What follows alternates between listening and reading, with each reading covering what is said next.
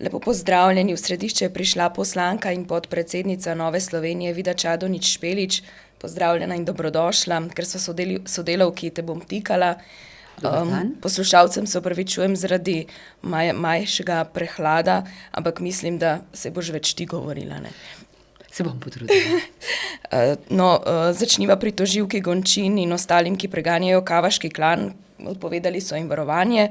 To se zdi skregano z vsako logiko, kot bi jo onemogočali pri delu, kot da nočejo, da se preiskuje najhujši kriminal. Zakaj gre onemogočanje, mogoče revanšizem? Najprej bi rada izrazila res občudovanje gospe Gončinovi, da kot ženska tako močno stoji na svojih stališčih. Kaj to pomeni? Da se ni predala, čeprav jo poskušajo onemogočiti, da še vedno preganja. Mislim, da v samostojni Sloveniji še ni bilo tako odmevnega primera, da je pokončna in da pove, da je ona v službi države in hoče delati dobro, medtem ko jo ta ista država onemogoča. In zdaj k logiki. Logike v tej državi ni več, odkar je na oblasti Svoboda. Sam predsednik vlade prizna, da je policija naredila narobe, ko jo je opazovala, namesto da bi jo varovala, ampak nič ne naredi, še več. Dopušča to stanje do te mere, da smo lahko zdaj vsi zaskrbljeni. Prejšnji teden najprej polovijo neke osumljence v Bosni, naslednji dan jih spustijo na prostost iz Bosne do Slovenije, do Ljubljane, ni daleč. Zdaj ponovno polovijo naslednje osumljence, menda jih še niso spustili. Kaj to pomeni? Da so nevarni ljudje tukaj nekje in oni istočasno, ti veliki strokovnjaki, se odločijo, da je nevarnost za gospo Gončin in tudi ostale, ki delajo na tem področju, manjša, kot je bila takrat, dokler jih še niso lovili. Jaz te logike ne morem razumeti. In še nekaj, kdor je dobro spremljal vso to zgodbo, mora vedeti, da so bili ti, ki so izvedli to likvidacijo, novembra letos v Sloveniji že istega leta maja. Oni tudi vsega tega skladišča, ki smo ga lahko videli na televiziji, niso napolnili z drogo in denarjem v enem tednu. Torej, oni so se od maja gibali tukaj. In tako, kot so se takrat gibali, pa niso zaznali tisti, ki bi morali zaznati, torej policija. Tako se verjetno tudi zdaj gibljajo, vendar si mi zatiskamo oči. Zdaj se samo sprašujem, čemu in zakaj. Je to nesposobnost ali je še kaj hujšega? Zdaj te nepravilnosti v policiji se kar kopičijo. Ta teden oziroma pred nekaj dnevi je izbruhnila novica, da policija preganja po uradni dolžnosti izdajo tajnih podatkov. Na to se nanaša seveda na vmesno poročilo preiskovalne komisije, katere članica si, o vmešavanju politike v policijo. Takrat si opozorila, da se ne sme javno obravnavati javnega dela poročila, ker da so v njem tajni podatki. Zdaj, nenadoma je to poročilo po obravnavi, so je iz njega umaknila stopnja tajnosti. Gre tukaj spet za neko varovanje svojih vojščakov, svobodinih vojščakov. Jaz mislim, da se je Svoboda odločila, da ne bo spoštovala nikogar in ničesar. To se pravi, za njih ni sveto nič, tudi ne zakonodaja. V tem primeru tajni podatki. Glejte, jaz bom tako rekla, lahko je biti junak, če te ščiti predsednik vlade, direktor Sove, direktor policije, direktor NPU-ja. V tem primeru tako gospoda Rezarja, ki vodi to komisijo, kot celo Svobodo, ščitijo te ljudje. Ampak njihov ščit ima luknje.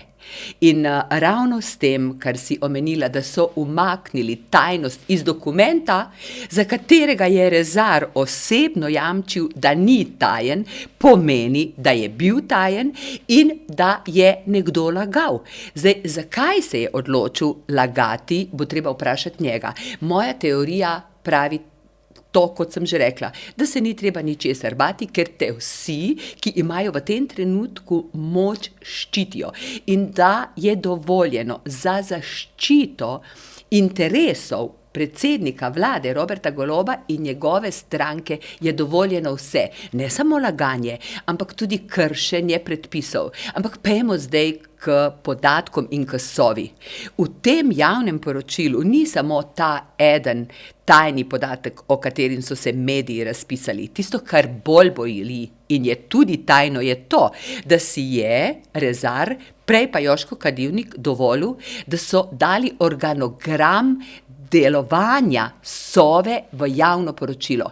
Jaz stavim, da nikjer na svetu, predvsem ne v resni državi, ne moremo kaj takega pričakovati. Kot so si dovolili oni, da bi diskreditirali dve osebi, torej gospoda Lindava in gospod Bobnar. Osebi, ki v tem trenutku nimata nikakršne politične moči. Torej, način delovanja Svobode je takšen. Mi ne delamo napak, mi ne grešimo, vi pa pazite se nas, če si boste upali nas prokritizirati. In jaz sprašujem Slovenke in Slovenci, ali se bojo upali še ob kavi pogovarjati o delu oziroma o nedelu Roberta Goloba.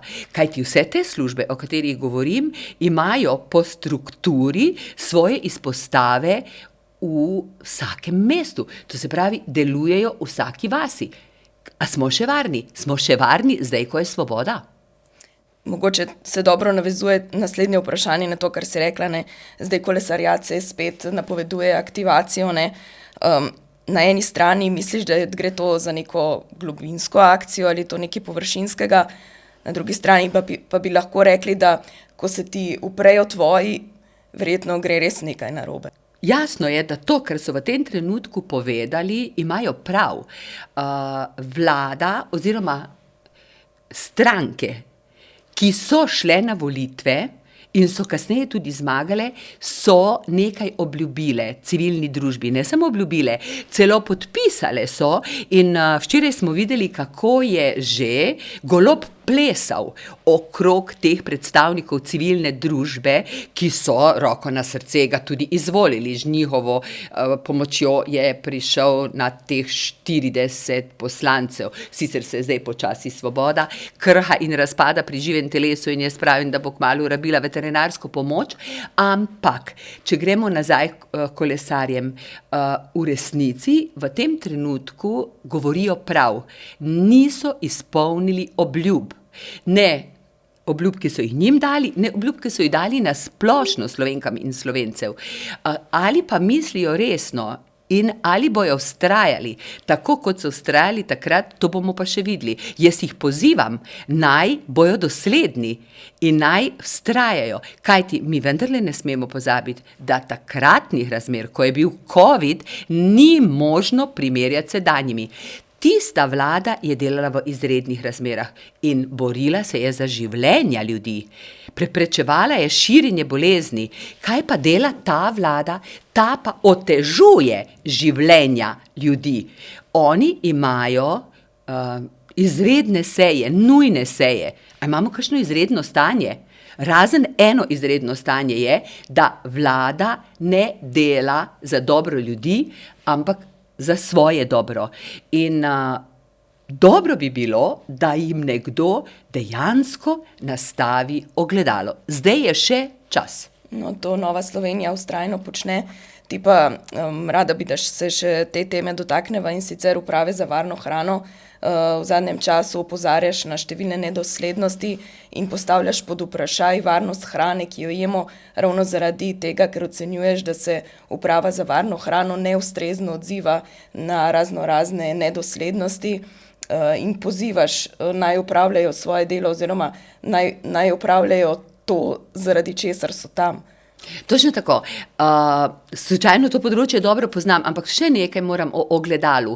Dejansko je Nova Slovenija, zdi se mi v tem trenutku edina stranka, ki koaliciji nastavlja ogledalo tako, da ne samo pove, kaj dela narobe, ampak da tudi pove, kaj bi bilo potrebno narediti, in navsezadnje tudi z interpelacijo ministra Poklukarja. Mislim, da smo na nek način pripomogli, da je odstopil.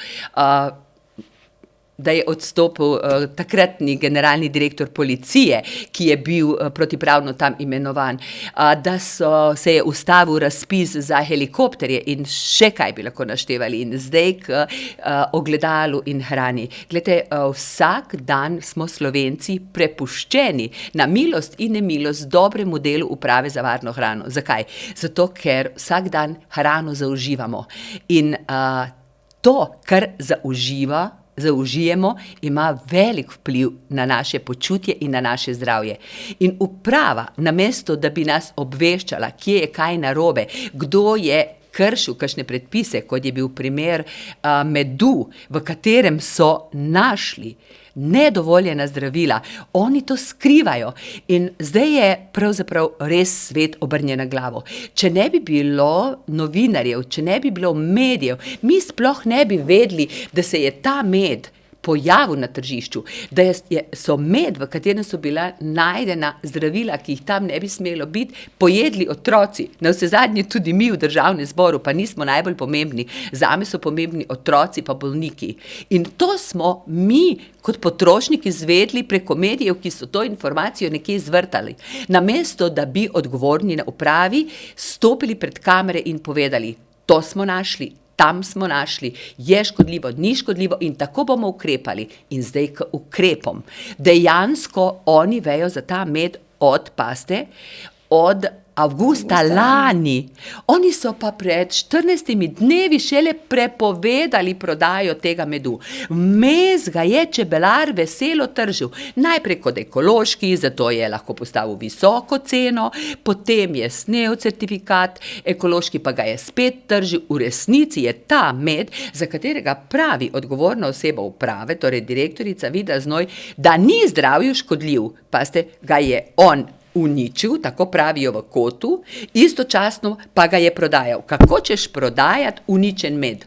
Vendar od uprave ne dobimo odgovora. Tudi zadnji pojav bolezni modrikastega jezika v Sloveniji so popolnoma spregledali. Jaz bi rada opozorila kmete, da gre, oni to tudi že vedo, za zelo resno bolezen, ki je povsod po Evropi, ki je smrtna, ne tako kot so oni rekli, da ni smrtna, ki povzroča grozno gospodarsko škodo, vendar oni so zamolčali 10 dni, da imamo to bolezen. Oni so sklicali novinarsko konferenco približno en teden potem, ko si ti na to opozorila. Točno tako. Drugače morda niti to ne bi naredili.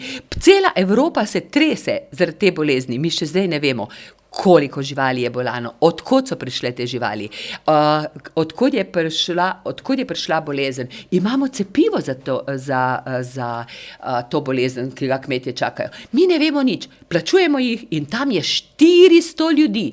In potem se delajo norca iz ljudi, ko jim nič ne povedo, in iz strokovnjakov, ko rečejo, da niso našli virusa, zato ni bolezni. Ob tem pa pozabijo povedati, da so že 31. januarja dobili od Nacionalnega inštituta iz Slovenije izvid, v katerem so našli virus. Zakaj lažejo? Vida, torej imaš še veliko dela. Tudi prenova kmetijske zakonodaje ti bo povzročila, upam, da ne sicer nekaj sivih las, ampak gotovo pa veliko dela bova o tem kdaj drugič. Najlepša hvala za danes. Hvala tudi vam, poslušalke in poslušalci. Se vidimo kmalu.